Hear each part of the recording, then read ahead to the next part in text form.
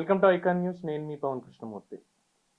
మొత్తానికి బీఫామ్స్ పండగ అనేది జరుగుతుంది. తెలుగుదేశం పార్టీ అభ్యర్థులందరికీ ఇవాళ బీఫామ్స్ చంద్రబాబు నాయుడు గారి నివాసంలో ఇవ్వడం జరిగింది. అలాగే అనేక నియోజకవర్గాలకి అభ్యర్థుల మార్పు కూడా జరిగింది. ఉండి ఎమ్మెల్యేగా ఎంపీ రఘురామకృష్ణరాజు గారిని ఖరారు చేశారు. ఊహాగానాల నుంచి మొత్తం అన్ని బయటకు వచ్చి కన్ఫర్మేషన్ అయితే అయిపోయింది. అలాగే మడకచెరుకి ఎంఎస్ రాజును ప్రకటించారు. అలాగే తంబళపల్లి బీజేపీకి ఇవ్వాలి అన్నటువంటి ప్రపోజల్ ఇంకా మార్చాల్సినటువంటి, అలాగే మాడుగులకి మాజీ మంత్రి బండారు సత్యనారాయణమూర్తి గారిని ప్రకటించారు.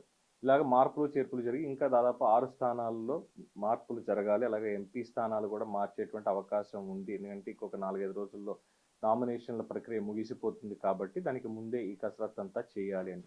అయితే ఇక్కడ వస్తున్నటువంటి అభ్యంతరం ఏంటి అనేది చూసినప్పుడు చాలామంది తెలుగుదేశం పార్టీ కేడర్ కావచ్చు, లేదంటే ప్రజలు కావచ్చు అనుకునేది, ఎందుకు ఈ లాస్ట్ మూమెంట్లో మార్పులు, అలాగే ఎందుకు తెలుగుదేశం పార్టీకి సంబంధించినటువంటి అభ్యర్థులు సీటు కోసం పోరాడి పార్టీని వదిలి బీజేపీ తరఫునే పోటీ చేయాలి అనేటువంటి నిర్ణయాలు. ఎందుకంటే అనపర్తి సీటుకి సంబంధించి కన్ఫర్మేషన్ ఏంటి అంటే నల్లమిల్లి రామకృష్ణారెడ్డి గారు పోటీ చేస్తున్నారని ఫస్ట్ లిస్ట్లో ప్రకటించిన, లేదు మాకు అక్కడ భారతీయ జనతా పార్టీకి కావాలి అని చెప్పి గతంలో చాలా అభ్యంతరకరంగా విమర్శలు చేసినటువంటి ఒక రాజుగారిని తీసుకొచ్చి భారతీయ జనతా పార్టీ అక్కడ నిలబెట్టింది.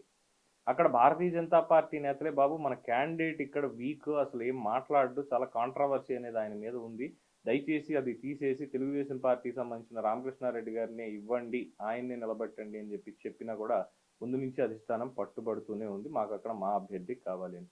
సో చివరాఖరికి వచ్చి రామకృష్ణారెడ్డి గారు నేను ఇండిపెండెంట్గా పోటీ చేస్తాను, ప్రజల్లోకి వెళ్ళి వాళ్ళ అభిప్రాయం తెలుసుకొని అనడంతో తెలుగుదేశం పార్టీ బీజేపీ కూడా ఆలోచనలో పడ్డాయి. బట్ తెలుగుదేశం పార్టీ డిఫెన్స్లో లేదు, అగ్రెషన్లోనే ఉంది. ఎందుకంటే రామకృష్ణారెడ్డి గారి మీద ఉన్న నమ్మకం, అలాగే గత 40 ఏళ్లుగా ఆయన పార్టీకి ఆయన కుటుంబం చేస్తున్నటువంటి సేవలు, పార్టీని నమ్ముకుని ఉన్నటువంటి పరిస్థితి, ఇవన్నీ చూసిన తర్వాత చంద్రబాబు నాయుడు గారు మౌనం దాల్చారు. సరే అది ఆయన తేల్చుకుంటారని సరే వెళ్ళారు. వెళ్ళి పురంధేశ్వరి గారితో మాట్లాడడం, మిగతా నేతలతో మాట్లాడడం అంతా అయిపోయింది.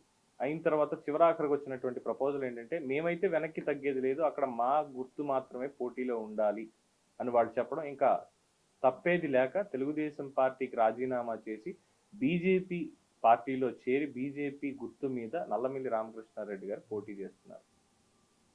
అంటే చిన్న చిన్న విషయాలకి కూడా బీజేపీ ఎందుకు ఇంత పట్టుబడుతోంది, అలాగే తెలుగుదేశం కూటమి ఎందుకు, అంటే జనసేన కానీ బీజేపీ తెలుగుదేశం కానీ ఎందుకు తలొగ్గాల్సి వస్తోంది, చాలా చిన్న చిన్న విషయాలు. అలాగే అరకుకి సంబంధించి అరకు సీట్ని ప్రకటించారు ముందు, కానీ కుదరదు అన్నారు. గిడ్డి ఈశ్వరికి కేటాయింపు అయిపోయింది, అది ఇప్పుడు అక్కడ మార్చి. అలాగే అంతకు ముందే ఫస్ట్ లిస్ట్లో ప్రకటించినటువంటి నేమ్స్ కూడా ఉన్నాయి, సిఆర్ దొన్నుదొర కావచ్చు, మిగతా వాళ్ళు కావచ్చు. వాళ్ళందరినీ తప్పించాల్సినటువంటి అవసరం ఇంత సడన్గా ఈ మూమెంట్లో ఎందుకు వచ్చింది? పార్టీ కోసం నిజంగానే దశాబ్దాలుగా కష్టపడినటువంటి వాళ్ళు, అంటే బీజేపీ పైనుంచి కావాలనే ఇదంతా చేస్తుందా? ఇప్పుడు నల్లమిల్లి రామకృష్ణారెడ్డి గారు లాంటి తెలుగుదేశానికి ఒక కరుడు గట్టిన కార్యకర్త లాంటి వ్యక్తి నాయకుడిగా ఎదిగిన తీరు చాలా మంది క్యాడర్కి కాస్త ఆదర్శనీయం. మేము కూడా ఇలా రావాలి, ఇలా ఉండాలి అని చెప్పి ఆయన వెనకాల ఉండేవాళ్ళు ఉంటారు.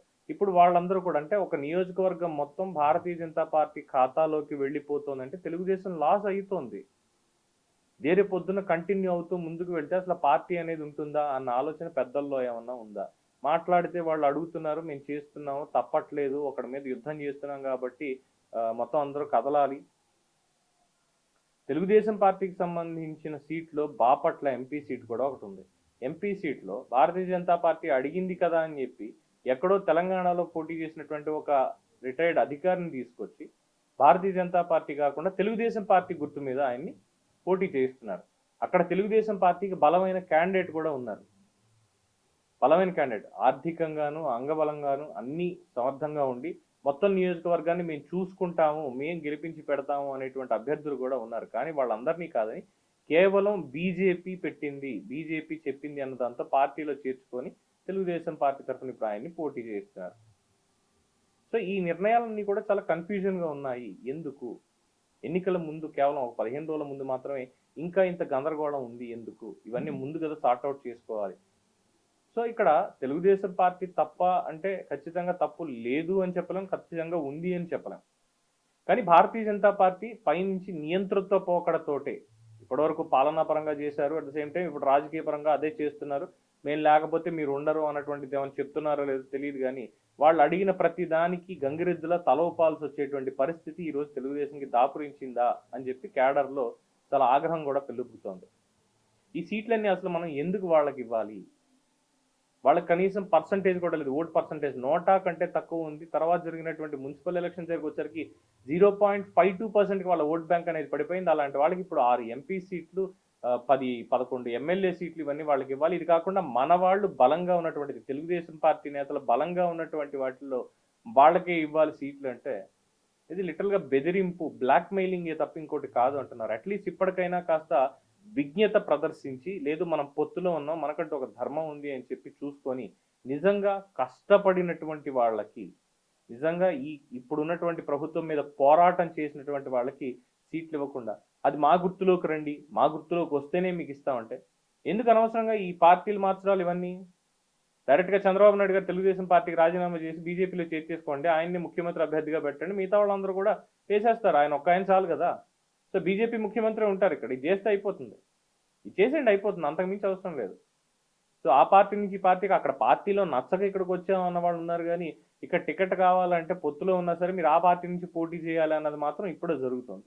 సో ఎందుకు తలొగ్గుతున్నారు, ఎందుకని ఇంత కన్ఫ్యూజన్ క్రియేట్ అవుతోంది అనేది ఇప్పటికైనా నేతలు క్లియర్ చేసుకొని బీఫామ్స్ అవన్నీ ఇస్తున్నారు కాబట్టి ఇక ప్రచారం అనేది జరగాల్సింది ముందు చాలా అగ్రెసివ్గా ఉండాలి కాబట్టి ఈ తలకాయ నొప్పులు లేకుండా కాస్త ఆలోచించి నిర్ణయాలు తీసుకుంటారనేది చెప్పదగినటువంటి సూచన. మిగతా జ్యోతిష్యస్ వాళ్ళు చెప్పే సూచనలన్నీ వింటారు, చివరికి వెళ్ళి దిక్కుమాలిన గోతులో పడతారు ఓటమి అనే దాంట్లో. మంచి జరుగుతుంది పబ్లిక్ నుంచి వచ్చేటువంటి అభిప్రాయం చెప్పే వాళ్ళని మాత్రం పట్టించుకోరు. ఇలాంటి వాళ్ళు తెలుగుదేశం పార్టీలో చాలా మంది ఉన్నారు చెప్తున్న వాళ్ళు.